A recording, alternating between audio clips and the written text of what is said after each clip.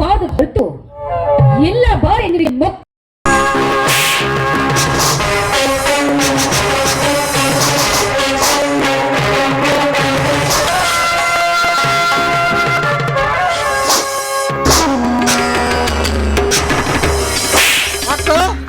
ಏನಿದೆಲ್ಲ ನಿನ್ನ ವರ್ತನೆ? ಈ ಮನೆಯ ಧರ್ಮ ದೇವತೆಯಾದ ನೀನು ಈ ಸೂಳೆಯ ಕಾಲು ಹಿಡಿಯುವುದೇ?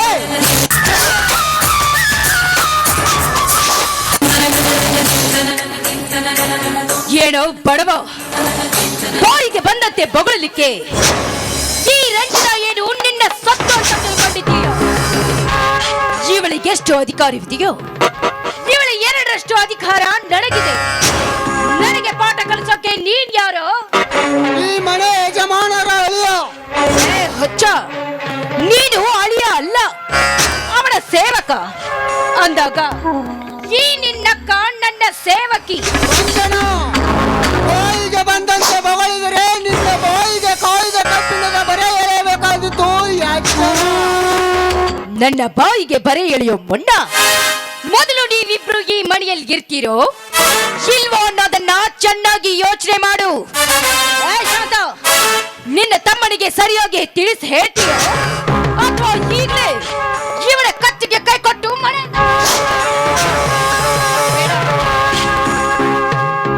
ನಾನು ಅವನಿಗೆ ತಿದ್ದಿ ಬುದ್ಧಿ ಹೇಳ್ತೀನಿ. ಯಾಕೋ ನಿನಗೆ ಇಷ್ಟೊಂದು ಹಠ? ಇವಳ ಸೇವೆ ಮಾಡಬೇಕು ಅಂತ ವಿಧಿ ನನ್ನ ಹಣೆ ಬರದಲ್ಲಿ ಬರೆದಿರ್ಬೇಕಾದ್ರೆ ಯಾರೇನ್ ಮಾಡೋದಕ್ಕೆ ಸಾಧ್ಯ? ಇದು ಎಲ್ಲ ನನ್ನ ಪ್ರಾರಬ್ಧ ಕರ್ಮಕನು. ಅಕ್ಕ, ನಿನ್ನ ಈ ಮಾತು ಸರಿಯಲ್ಲ. ವೀರ ಸಿಂಹಾಸನದ ಮೇಲೆ ಕುಳಿತು ನ್ಯಾಯ ದೊರಕಿಸಿಕೊಡುವ ನನ್ನ ದೊರೆ ಮನೆತನಕ್ಕೆ ಕಳಂಕ ತರುವ ಈ ಕುಲ ಕಲಂಕಿನಿಯ ಕತೆ ಮುಗಿಸಿ ಬಿಡ್ತೀನಿ.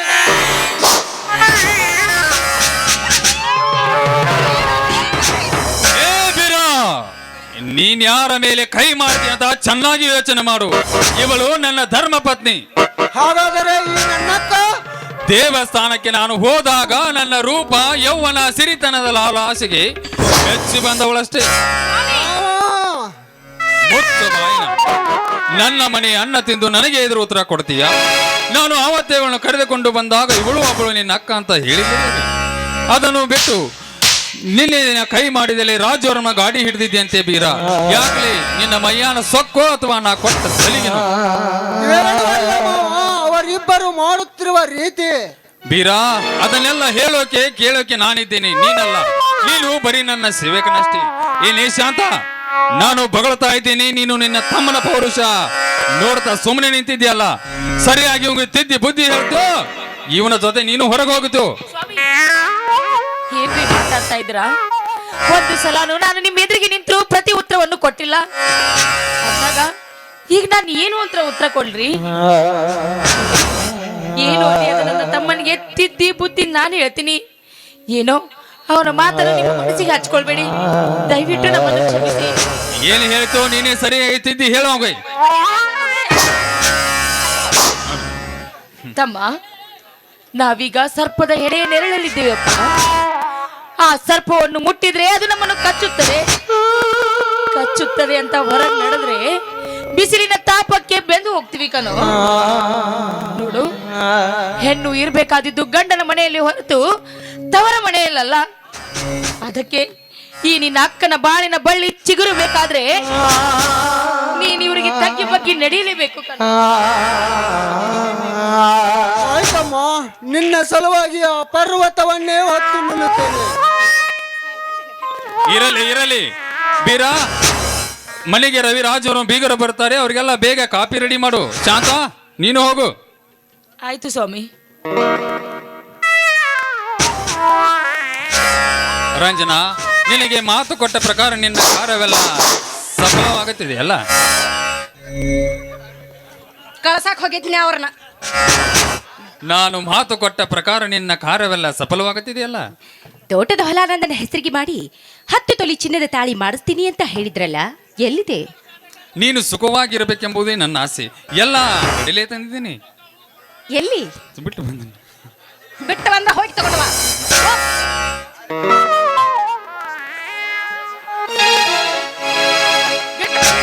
ನಾ ಯಾಕೆ ಹೇಳ್ಬೇಕು? 10 ತೊಲಿ ಚಿನ್ನ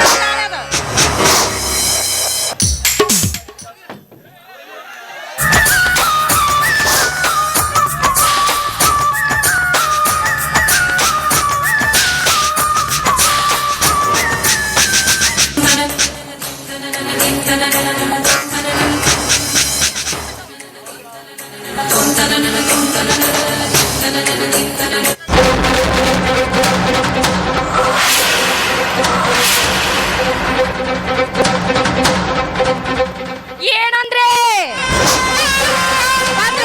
ತಂದ್ರ ತಾಳಿ ತಂದ್ರೆ ನಮ್ಮವ್ರ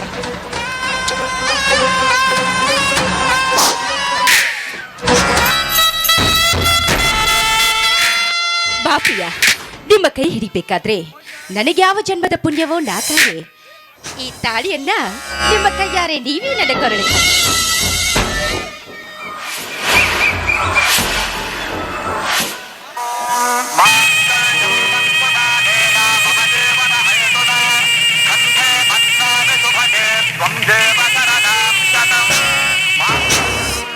ರಂಜನಾ, ನೀನು ಈಗ ಹೇಗೆ ಕಾಣ್ತಾ ಇದೆಯಾ ಗೊತ್ತಾ? ಹೆಂಗ್ ಕಡಕತ್ತೀರಿ? ಬೇಲೂರಿನ ಬೇಲೆ ಶಿಲೆಯನ್ನು ಕೊಂಡು ನಾಚಬೇಕು ನಿನ್ನ ರೂಪ ಯೌವನ ನೋಡಿ. ಬಾಯಿ ಚಂದ್ರನ ಮೆಲ್ಲನೆ ಹಾಡಲು. ಏನು ಬಾಯಿ ಚಂದ್ರನ ಮೆಲ್ಲನೆ ಹಾಡನ್ನು ಅಂದ್ರೆ ಚಂತಂಗೆ ಹೇಳ್ರಿ ನೀವು, ಅಲ್ಲಿ ತನಕ ಹಾಡಂಗಿಲ್ಲ. ಬಾಯಿ ಮೆಲ್ಲನ ಎದೆಗೆತ್ತಿ ಹಾಡಲು.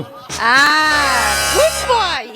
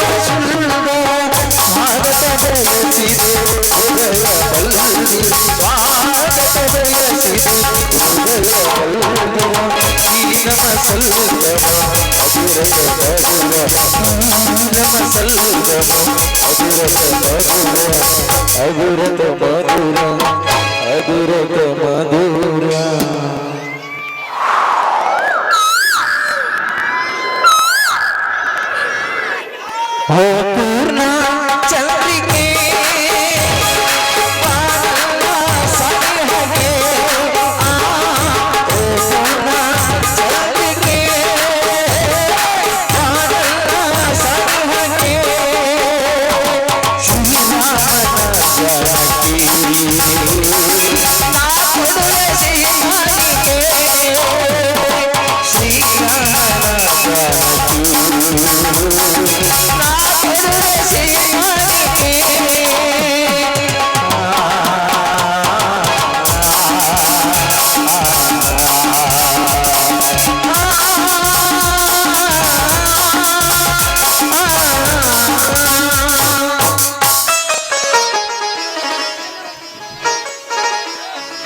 ದೇವರ ದರ್ಶನಕ್ಕೆ ಬಾ ರಂಜನಾ.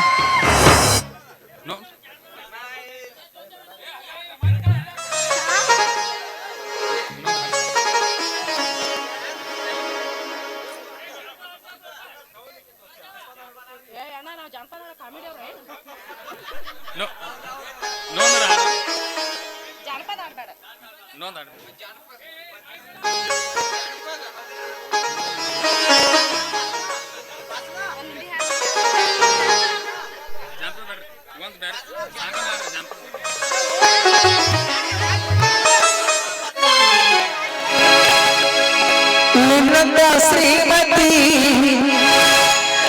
ಕೈ ಹಿಡಿದಾಗ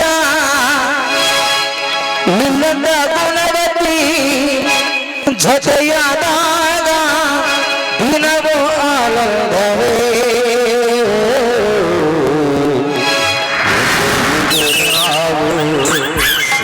ಹಾಡುವಾಗ ಭಗಕ್ಕೆ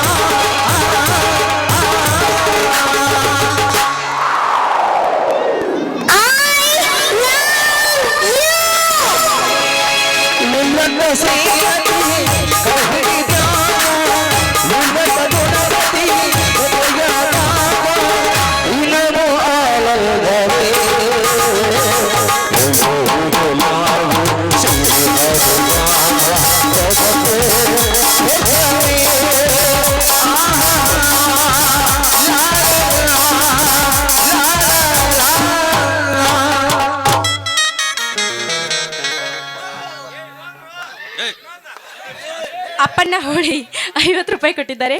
ನನ್ನ ಆತ್ಮೀಯ ಸಹೋದರರಿಗೆ ತುಂಬ ಹೃದಯದ ಧನ್ಯವಾದಗಳು.